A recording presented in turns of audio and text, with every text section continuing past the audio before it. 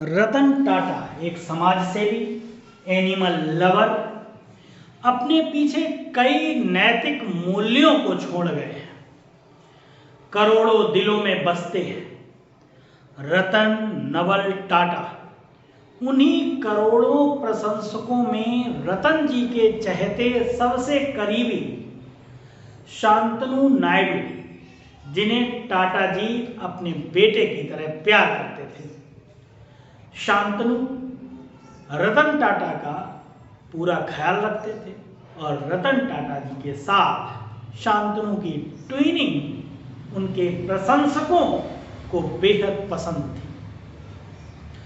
शांतनु की बात करें तो वो टाटा ट्रस्ट के सबसे युवा जनरल मैनेजर हैं।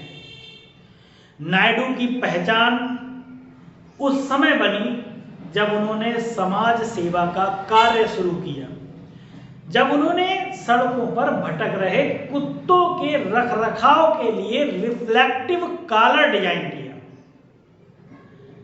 इस कैंपेन की शुरुआत रतन टाटा के ही पहल पर की गई। टाटा जी स्वयं एनिमल लवर थे,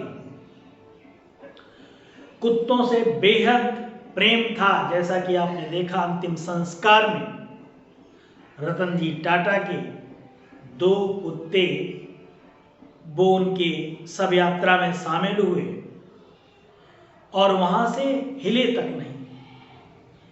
इतना दुख था, इंसान ही नहीं जानवरों को भी उनके जाने का गम है। रतन टाटा और शांतनु की दोस्ती एक कारोबारी की ही नहीं थी, बल्कि ये व्यक्तिगत भी थी। दोनों ही एक साथ घूमते हुए, मस्ती करते हुए, कई तस्वीरें सोशल मीडिया पे आप देखते भी हैं, उन्होंने शेयर भी की। रतन जी शांतनु को खूब मानते थे और शांतनु जी भी खूब उनका सम्मान करते थे। शांतनु मेहनती और होशियार हैं। उनकी ओर से एक स्टार्टअप की भी शुरुआत की गई और जिसका नाम है गुड फेलोज, और इस स्टार्टअप के तहत बुजुर्गों का ख्याल रखा जाता है। इस स्टार्टअप में रतन टाटा की तरफ से भी इन्वेस्ट किया गया। समाज सेवी के साथ साथ एनिमल लवर रतन जी टाटा, जिनका निधन 9 अक्टूबर को या 9 अक्टूबर की रात को, जो कि भारत के दिग्गज कारोबारी और आम लोगों के दिलों में राज करने वाले रतन जी का निधन हो गया। और इनकी अंतिम यात्रा में पूरा देश शोकाकुल रहा है उनके कार्यों से, और पूरे देश ने भावभीनी श्रद्धांजलि अर्पित की। उनके भरोसेमंद दोस्त शांतनु ने नम आंखों से अंतिम विदाई देते हुए लिखा कि इस दोस्ती ने अब मेरे अंदर जो खालीपन पैदा कर दिया है, मैं अपनी बाकी जिंदगी उसे भरने की कोशिश में बिता दूंगा। प्यार के लिए दुख की कीमत चुकानी पड़ती है। अलविदा मेरे प्यारे लाइट हाउस। नायडू की प्रतिभा से रतन जी काफी प्रभावित थे। तभी रतन जी ने खुद ही फोन करके असिस्टेंट बनने का ऑफर भी दिया था नायडू जी को। होशियार थे, होशियार हैं इस वजह से।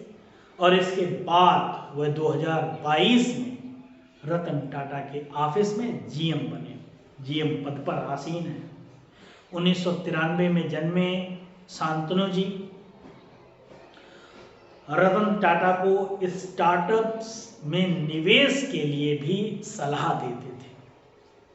अच्छे सलाहकार की भूमिका भी निभाते थे।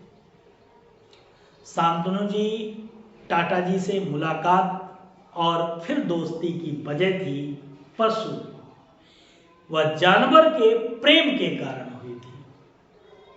नायडू आवारा कुत्तों को एक्सीडेंट से बचाने के लिए रिफ्लेक्टिव कॉलर बनाते और फिर आवारा कुत्तों के गले में लगा देते थे, और यह रिफ्लेक्टिव कॉलर अंधेरे में वाहन चालक को दिख जाता था, रिफ्लेक्ट करता था। जब लाइट पड़ती थी तो वाहन चालक क्या करेगा, उस गाड़ी को स्लो करेगा, रोक देता था, जिससे आवारा कुत्तों की जान बच जाती थी।